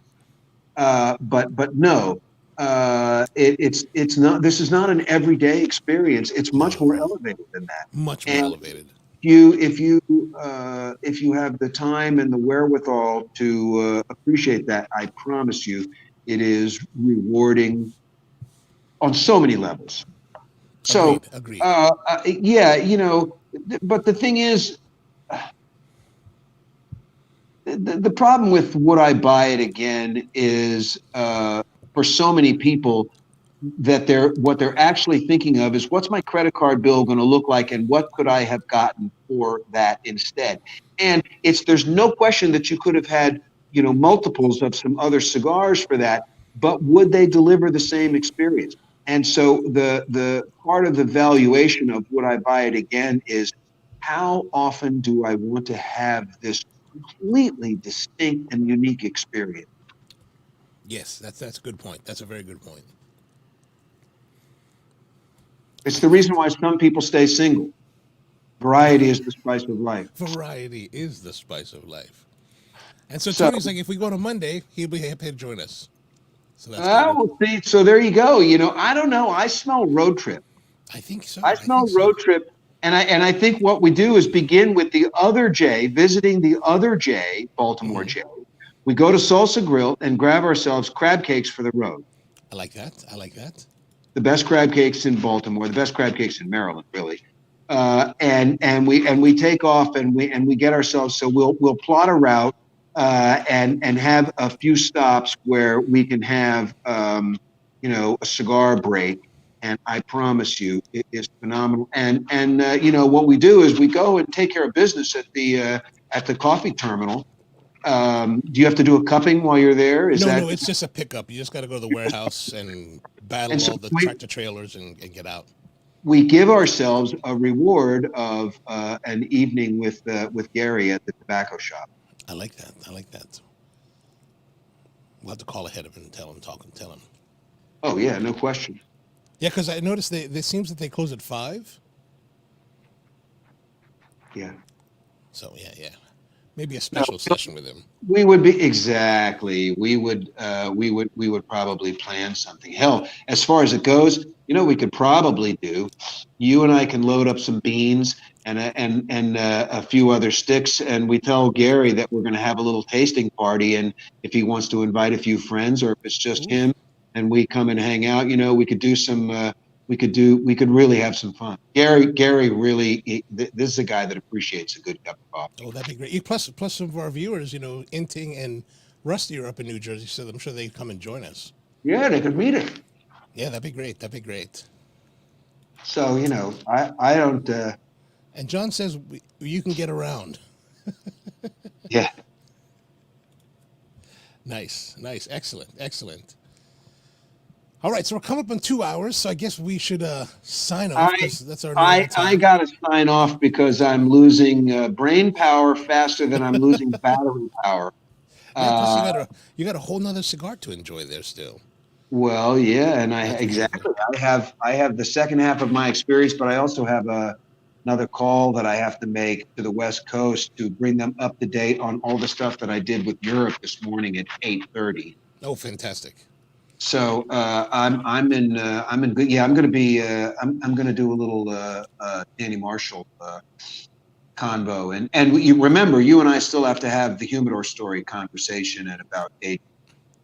Yes, that's right. That's right. Okay, great. All right, then we'll let you go. Thank you very much for joining us tonight, George. I really Hey, appreciate my it. pleasure. I apologize to everybody in the audience for talking nonstop. It's always good to hear you, man. It's always good to hear you. I'm glad to join you. I'm sorry I couldn't be there, but I tell you, the right thing is, for the next time that Johnny is around, we will make sure that he can come be a star in the Ono universe. Excellent, excellent. Yeah, Johnny, make sure you plan to come up here on around a Thursday so we can do that. Yeah, so we can do it, and it's look, it's magic, man. Being there in the studio with you, can't beat Oh, it. thank you, thank you. I love it. All right, so I'm dialing out. Like I said, I got to drop. All right, my friend. Thank you very much. All the best, and all the best to the crew, Inting and Tony, and all the rest of your wonderful and loyal audience. Keep smoking, light them up, and search it out. And by the way, as far as I'm concerned, the sooner the better we make this road trip and see those guys, and I introduce you to Gary. Excellent, excellent. Maybe in August. Well, probably for sure in August then. I'm all in. I'm all. Thanks. Be good. All right. Have a great one. Ciao, ciao. All right. So that was George Brightman joining us here tonight. Thank you very much for joining us. Really appreciate you being here. We're going to be back again next week with the Lancero from.